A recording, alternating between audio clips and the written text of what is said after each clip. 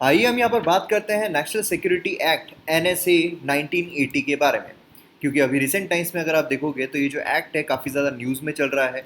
जो जर्नलिस्ट है उनके ऊपर अलग अलग तरीक़ों से NSA जो है काफ़ी ज़्यादा न्यूज़ में चलता रहता है। इसलिए मेंस में बोलिए प्रीलिम्स में बोलिए आपको इस पर क्वेश्चन पूछे जाने की संभावना काफ़ी ज़्यादा हो जाती है। इसलिए इसके रिगार्डिंग आपको कंप्लीट इन्फॉर्मेशन रहना बहुत ज़रूरी है। तो आइए डिटेल में इस एक्ट को समझने की कोशिश करते हैं। तो सबसे पहले तो ये क्या है, ये जो एक्ट है ये क्या है।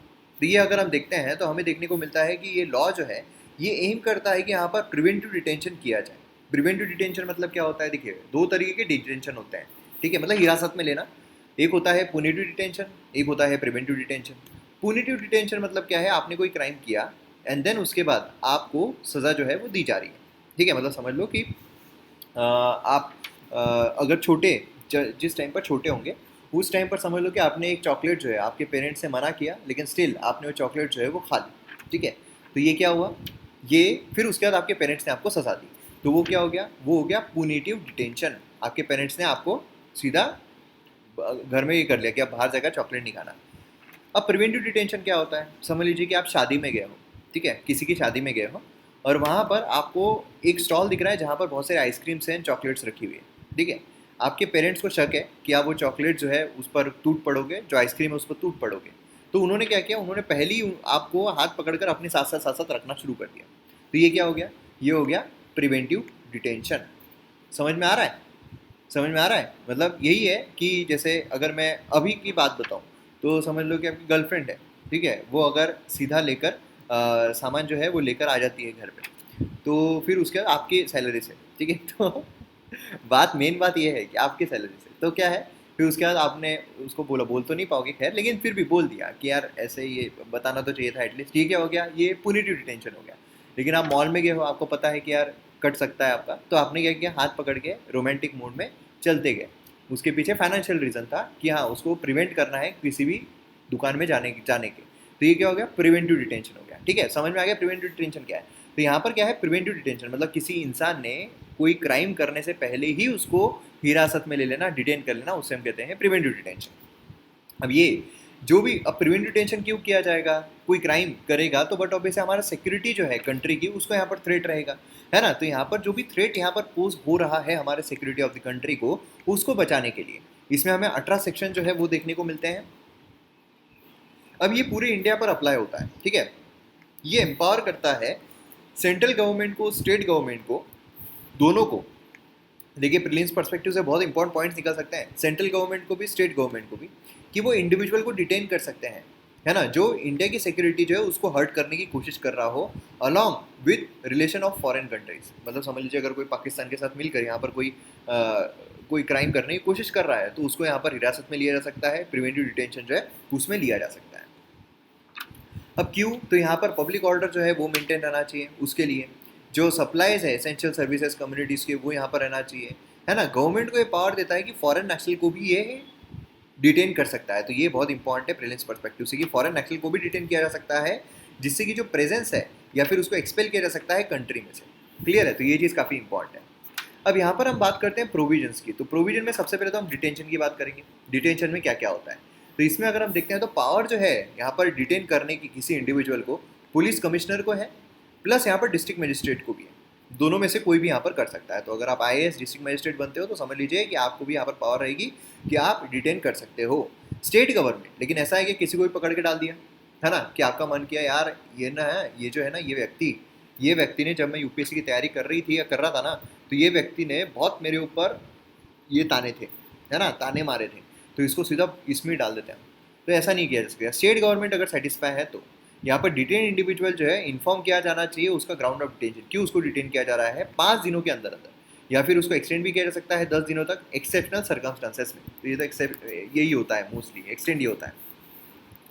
अब देखिए अथॉरिटी जो है उनके पास ये अधिकार है कि वो फैक्ट्स डिस्क्लोज ना भी करें अगर जो पब्लिक इंटरेस्ट है वो उसके अगेंस्ट में जा रहा है, ठीक है, तो वो डिस्क्लोज ना भी करना चाहे तो डिस्क्लोज नहीं भी करेंगे। तो ये भी एक अधिकार जो है हमें देखने को मिलता है। मैक्सिमम परमिसिबल पीरियड जो डिटेंशन का वो 12 महीनों का दिया हुआ है, लेकिन यहाँ पर भी कैच है, यहाँ पर भी कैच क्या है कि यहाँ पर जो प्रिवेंटिव डिटेंशन है ऑर्डर वो मॉडिफाइड या रिवोक किया जा सकता है इससे पहले भी, मतलब 1 साल के पहले भी, और उसी के साथ एक्सटेंड भी किया जा सकता है इनडेफिनेटली 12 महीनों के बाद भी। तो आप समझ रहे हो, मतलब एक्सटेंड भी किया जा सकता है, ठीक है। देन ग्राउंड जो है डिटेंशन के, वो कौन कौन से हमें देखने को मिलते हैं। तो मतलब यहाँ पर क्या है कि अगर कोई व्यक्ति डिफेंस, फॉरेन रिलेशन, सिक्योरिटी उसके अगेंस्ट में एक्ट करने की कोशिश कर रहा है ना, अगर उसका प्रेजेंस जो है किसी फॉरेनर इन इंडिया, उसके अगर एक्सपल्शन, उसको भगाने की कोशिश, उसको यहाँ पर कोई क्राइम कराने की कोशिश कर रहा है तो उसमें भी रहेगा। पब्लिक ऑर्डर जो है वो मेंटेन करने के लिए भी यहाँ पर उसको हिरासत में लिया जा सकता है। सप्लाई एंड सर्विसेज जो है एसेंशियल टू द कम्युनिटी, तो उसका भी यहाँ पर अगर कोई डिसरप्ट करने की कोशिश करे तो उसके लिए भी उसको डिटेन जो है वो किया जा सकता है। उसी के साथ साथ यहाँ पर कॉन्स्टिट्यूशन ऑफ एडवाइजरी बोर्ड अगर हम देखते हैं तो यहाँ पर एडवाइजरी बोर्ड हमें देखने को मिलता है कि डिटेंशन जो अगर वो किया गया है तो एडवाइजरी बोर्ड की तरफ उसको रेफर करना पड़ेगा 3 वीक्स के अंदर अंदर, डिटेंशन होने के बाद 3 वीक्स के अंदर अंदर ये जो एडवाइजरी बोर्ड है उनको अपनी रिपोर्ट पब्लिश करनी पड़ेगी 7 वीक्स के अंदर अंदर डिटेंशन के बाद। देन सेंट्रल और स्टेट गवर्नमेंट जो है वो यहाँ पर एक या उससे ज़्यादा भी एडवाइजरी बोर्ड जो है वो कॉन्स्टिट्यूट कर सकते हैं या फिर करना चाहिए। एडवाइजरी बोर्ड में 3 व्यक्ति रहेंगे जो क्वालिफाइड रहेंगे यहाँ पर जजेस ऑफ हाई कोर्ट के लिए। तो ये क्वालिफिकेशन बहुत इंपॉर्टेंट है, एग्जाम में आपको सीधे इस पर क्वेश्चन आ सकते हैं, मैं आपको सीधा सीधा बोल रहा हूँ, ठीक है। जजेस of high court, not supreme court, ठीक है, उसके लिए रहना चाहिए 3 व्यक्ति।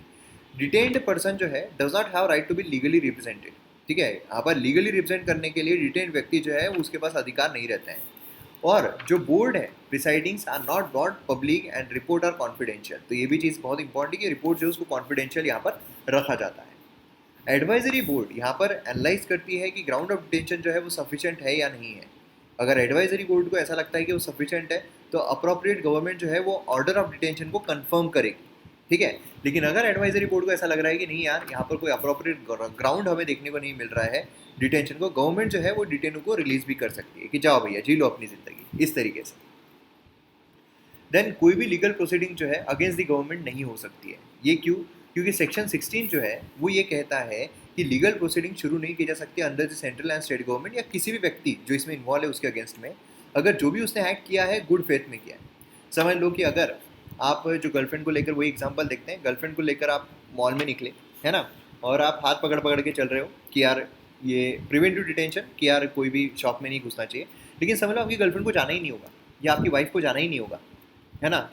तो इसमें आपने क्या किया, आपने आपको सज़ा होगी क्या कि फिर भी आपने क्यों हाथ पकड़ पकड़ के, नहीं, इसमें क्या रहेगा, इसमें ऐसा रहेगा कि हाँ आपने गुड फेथ में किया है ना, आपने गुड फेथ में किया है इसलिए आपको कोई भी सज़ा नहीं होगी। उसी तरीके सेंट्रल गवर्नमेंट, स्टेट गवर्नमेंट ने अगर किसी को डिटेन किया भी है कि ये समझ कर कि ये हमारा नेशनल सिक्योरिटी को हार्म कर सकता है, लेकिन अगर वो नेशनल सिक्योरिटी को हार्म करना भी नहीं हो, वो गिल्टी भी ना हो, इनोसेंट हो, स्टिल गवर्नमेंट के अगेंस्ट में कुछ भी कार्रवाई नहीं हो सकती है। क्यों? क्योंकि वो गुड फेथ में किया गया है गवर्नमेंट के द्वारा। तो ये हमें एक मतलब इसी वजह से गवर्नमेंट को बहुत ज़्यादा पावर मिल जाती है। क्यों बोल देंगे यार हमने तो गुड फेथ में किया था, हमको थोड़ी पता था, है ना। एनएसए को क्रिटिसाइज क्यों किया जाता है? क्रिटिसाइज बट ऑब्वियसली इसलिए किया जाता है कि नॉर्मल सर्कमस्टांसेस में इंडिविजुअल अगर अरेस्ट होता है तो फंडामेंटल राइट के तहत उसके अरेस्ट भी गारंटीड रहती है कि उसको बताया जाए, 24 घंटे के अंदर मैजिस्ट्रेट के सामने रखा जाए, बहुत सारी चीज़ें रहती है ना। इसमें राइट टू बी इन्फॉर्म्ड रहता है। देन उसके बाद सेक्शन 50 जो है सीआरपीसी का मैंडेट करता है कि इंडिविजुअल जो है उसको इन्फॉर्म किया जाना चाहिए on the ground of arrest, bail का अधिकार भी उसको मिलना चाहिए। सेक्शन 56, 76 सीआरपीसी का प्रोवाइड करता है इंडिविजुअल को कि वो कोर्ट के सामने 24 आवर्स के अंदर रखे जाए। लेकिन ये कुछ भी यहाँ पर अलाउड नहीं है एनएसए में, है ना। मतलब फंडामेंटल राइट जो है वही उसका कर्टेल हो रहा है, तो ये हमें देखने को मिलता है। मतलब फंडामेंटल राइट को ये एक्ट कर्टेल करता है। एक्ट यहाँ पर प्रोवाइड करता है, ट्रांसपेरेंसी नहीं रहती, अकाउंटेबिलिटी नहीं रहती गवर्नमेंट की। अगर गवर्नमेंट ने गलती से किसी को गलत तरीके से डिटेन कर दिया तो फिर उसकी अकाउंटेबिलिटी क्या है? कुछ भी नहीं है, हमने तो गुड फेथ में किया था, है ना। तो ये हमें यहाँ पर देखने को मिलता है। प्लस जो लिमिटेशंस है वो अलाउ करते हैं गवर्नमेंट को कि वो लॉज आर्बिट्रीली इस्तेमाल करे बिना कोई रीजनेबल कॉज के। चलो यार मन कर रहा है हम कर लेंगे, मन कर रहा है कर लेंगे, इस तरीके से हमें देखने को मिलता है। तो ये है ये एक्ट। तो मैं उम्मीद करता हूँ आपको इस एक्ट के बारे में कंप्लीट इन्फॉर्मेशन मिल गई होगी। और मैं फिर से बोल रहा हूँ कि वीडियो पसंद आता है तो आप शेयर ज़रूर कीजिए, सब्सक्राइब कीजिए चैनल को। इस पर आपको बहुत सारे जो अच्छे अच्छे वीडियोज़ हैं एग्ज़ाम ओरिएंटेड वो देखने को मिलेंगे। और MM Academy ऐप डाउनलोड ज़रूर कीजिए जहाँ पर आपको वेरियस कोर्सेज जो है वो देखने को मिलते हैं। तो मिलते हैं हम अगली वीडियो में। जय हिंद।